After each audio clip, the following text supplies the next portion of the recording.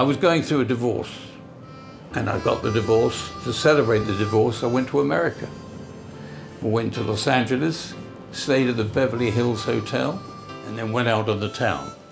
And where did I go? I went on to Sunset Strip, and there was the Comedy Store. And then realized that these guys were doing observational material, you know, about the politics, about everyday things that happen to you. And I thought, wow, this I want to do, and I'm going to do it better. I love black and white. Same. For comedy, and I always feel that black and white is best for it.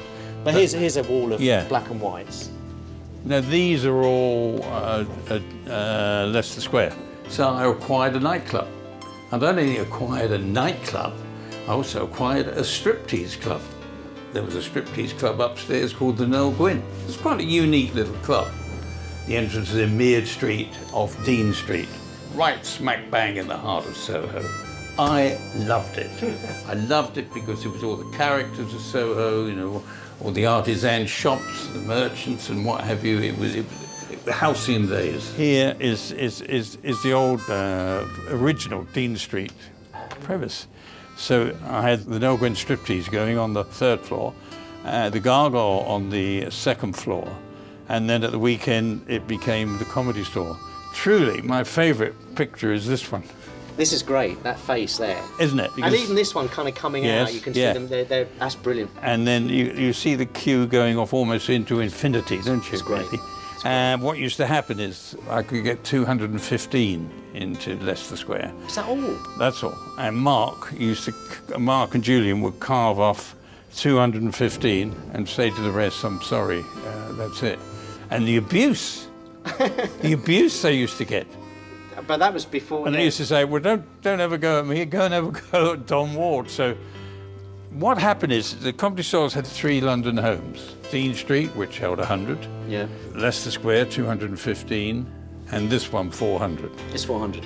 And 400 to 500, and that's the perfect size. I checked and found that the name Comedy Store had not been registered in the UK. So I duly registered the name. We registered the logo, we registered the business, we started off. We then had to find the raw talent. We advertised everywhere saying, are you doing the wrong job in life? Are you, inside you, is there a burning ambition to be the next funniest comedian in the UK? If you are, bring your talent to us and we'll help to make you a star. That was the hook, help to make you a star. And I expected to get, 20, maybe 30 people doing crazy acts to come along. We actually got 150. So we started auditioning, and the first one to walk in was Alexei Sale. I realized that the comedy gods had smiled down on this whole idea. Alexei did his set, and we all know what Alexei's stuff is, with that lovely Liverpool accent, which I always think is really terrific for comedy. He was doing this angry bit about everything. It was just mind-blowing. So I realized there and then I'd got a host and a compere. This is the Godfather's Corner, by the way. This is where we find you? Godfather's seat. Anybody sits in it. It's for real? I just give the look. I got 150 people. We gathered all the names and numbers and what have you. And we started off on May 19th with 30 comedians. What year? This is 1979. So that is May 19th, 1979. That was the first night. Saturday night. I put it on at midnight because I thought I wanted something different. And also I had the striptease going on upstairs and I didn't want to mix it all up, if you follow. It was absolute madness. You know, there's all sorts of acts came in, people in paper bags, people with multi-instruments. I'm going to ask you who those 2 guys are. That's Rick and Aid. Yeah. Ben Elton. Because Ben was the compere that took over from Alexei Sale. The Rick Mayall and Aid Edmondson's act would be Rick out front doing his poetry about not knowing Vanessa Redgrave. That's a classic one, if you look that up. And Aid Edmondson in the background, just looking around, nothing to do. And then he spotted the upright piano. So whilst Rick was doing his performance, he would take the piano to pieces And why say take it to pieces? He'd strip the piano right down. Seriously? Oh, I was in the wings tearing my hair out because I knew I had to have it put back for Monday. And yeah, every Monday I had to have somebody come in to put the piano together. So it was much more anarchic, you know, when you... Oh, crump! It was crazy. It was crazy. Yeah. Right? Absolutely. There's hundreds of venues now.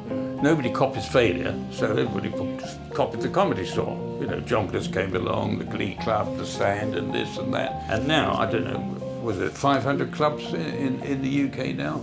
Must be. I mean, Robin Williams has walked in, Jerry Seinfeld, Chris Rock, Dave Chappelle, all done the store. You know the story of him arriving at the store. And Alexei Sale, it was the Alexei Sale days, so it's when Alexei was hosting the show.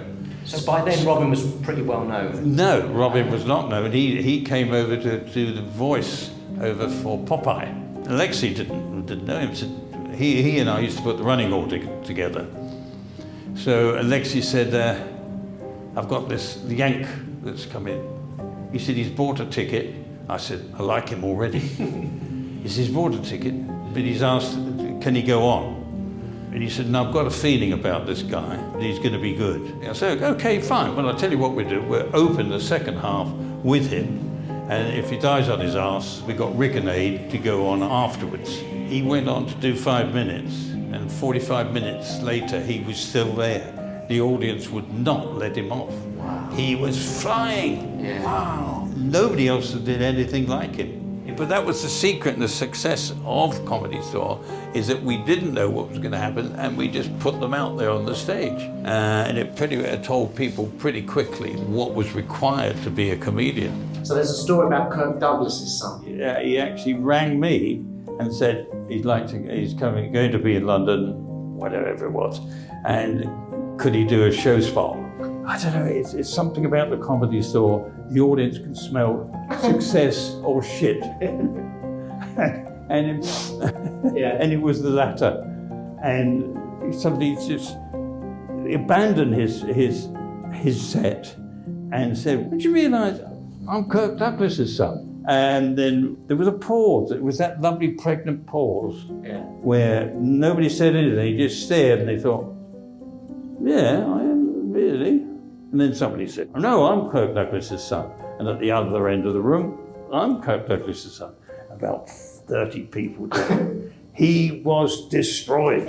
He didn't even stop to sort of say goodnight to the governor. Is that your granddaughter? Oh, yeah, that's it, yeah. So that's for you. Oh, right. And this one... Wow, isn't she beautiful? Isn't she? Oh, my God, you should see her now. They're amazing. They're nice, thanks. Oh. Yeah. Hey, cheers, man. It's really lovely to know you, Don. And hey, I want you to do the 45th. Let's shake on that. Yes. They expect to come to Comedy Store and they expect to see the very best in stand-up, and that's what I give them. But you cannot beat a live show. You cannot beat the excitement. Tonight, you know, from about 7:30, 7:45, when it's building up to showtime, you can almost touch it and taste it. And I can't really call this work, can I? It's a great hobby of mine, comedy, and also is my business, so I'm very lucky there. What a thrill, what a delight when a newbie comic comes through and you see them getting the laughs. I find that so encouraging.